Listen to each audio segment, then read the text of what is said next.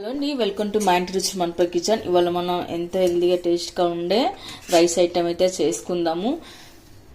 మనం మార్నింగ్ బ్రేక్ఫాస్ట్లో కానీ, లంచ్ బాక్స్లో కానీ, లేదా నైట్ డిన్నర్లో కానీ, ఏ టైంలో అయినా సరే మనము ఈ రైస్ ఐటమ్ని చేసేసుకోవచ్చు. చాలా సింపుల్గా, ఈజీగా, ఎలాంటి మసాలాలు ఎక్కువ వాడకుండా మనం చిన్న పిల్లలు కూడా తినగలిగేట్లాగా ఈజీగా కూడా సింపుల్గా మనం ఇలా రైస్ బాత్ని చేసేసుకోవచ్చు. మరైతే నేను ఇందులోకి ఏమేమి వేసాను, ఎలా చేసాను అనేది వీడియోని ఎక్కడ స్కిప్ చేయకుండా చివరి వరకు అయితే చూడండి. సింపుల్ రైస్ చేసుకోవడానికి ముందుగా మనము ఇలా 2 కప్పుల వరకు అయితే బియ్యాన్ని వేసుకుందాము. ఇలా మనము 2 కప్పుల వరకు అయితే బియ్యాన్ని వేసుకోవాలి. తర్వాత ఒకసారి బియ్యాన్ని బాగా కడిగి పెట్టుకోవాలి.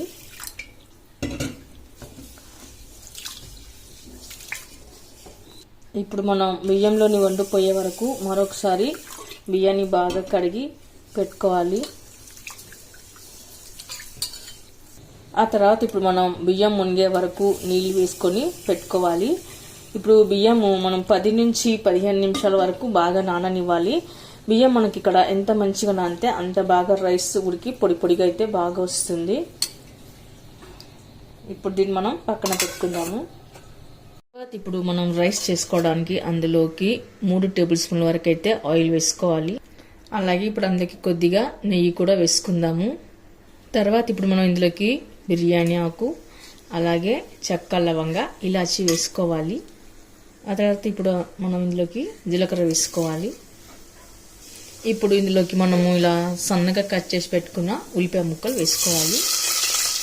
ఇప్పుడు ఉల్లిపాయ ముక్కలని పచ్చివాసన పోయి బాగా కలర్ మారే వరకు మనం కలుపుకొని పెట్టుకోవాలి.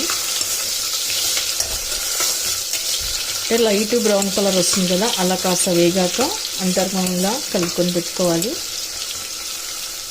ఆ తర్వాత ఇందులోకి మనం కరివేపాకు వేసాక ఒకసారి కలుపుకొని పెట్టుకోవాలి. ఆ తర్వాత ఇందులోకి మనం ఇలా సన్నగా కట్ చేసి పెట్టుకున్న క్యారెట్ ముక్కలు వేసుకోవాలి. మీ దగ్గర వెజిటేబుల్స్, కూరగాయ ముక్కలు ఏ ఉంటే అవి వేసుకోండి. ఇప్పుడు ఇందులో కొద్దిగా పసుపు, ఉప్పు కొద్దిగా ఒకసారి కలిపి పెట్టుకోవాలి.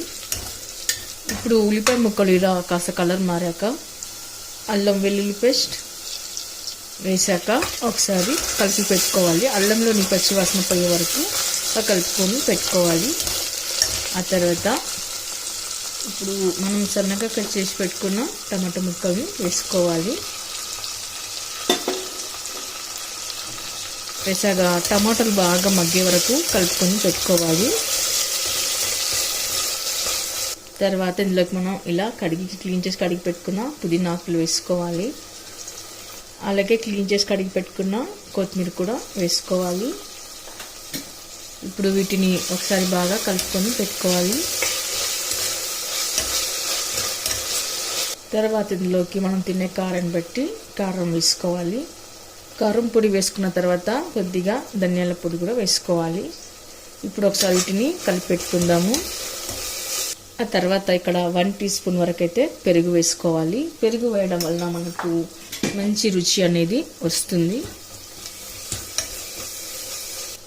ఇప్పుడు పెరుగు వేసాం కదా, పెరుగు వేసాక టమాటాలు, పెరుగు బాగా ఉడకాలండి. ఉడికిన తర్వాత ఇలా ఆయిల్ అనేది సపరేట్గా బయటికి రావాలి. ఇలా ఆయిల్ సపరేట్ అయిన తర్వాత మనం ఏ కప్పుతో బియ్యం తీసుకున్నామో అదే కప్పుతో 4 కప్పుల వరకు అయితే వాటర్ వేసుకోవాలి.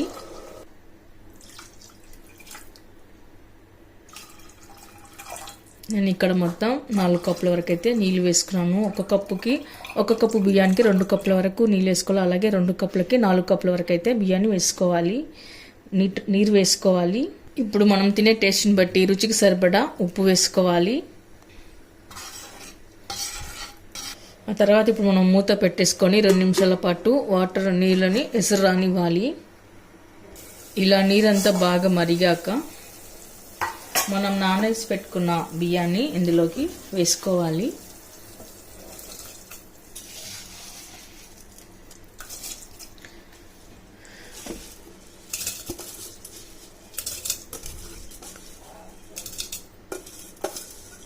ఇప్పుడు ఈ బియ్యాన్ని అన్నీ వేసి పెట్టుకున్న తర్వాత ఇప్పుడు ఒకసారి అంతా బాగా కలిపేసుకోవాలి.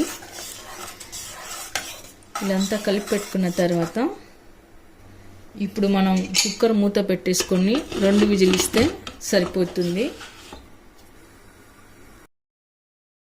ఇప్పుడు మనం కుక్కర్ మూత తీసేసుకొని ఒకసారి అన్నం అంతా కలుపుకొని పెట్టుకోవాలి.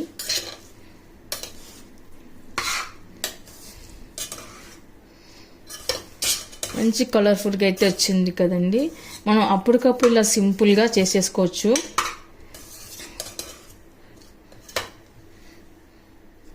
వంట రాని వాళ్ళు కూడా ఇలా సింపుల్గా ఈజీగా చేసుకోవచ్చండి. రుచి కూడా చాలా బాగుంటుంది. ఇప్పుడు మనం రైస్ని సర్వింగ్ ప్లేట్లోకి తీసుకుందాము. ఓకే అండి, చూసారుగా సర్వింగ్ ప్లేట్లోకి అయితే తీసుకున్నాను. రైస్ బాత్ అనేది చాలా సింపుల్గా ఈజీగా చేసేసుకోవచ్చు.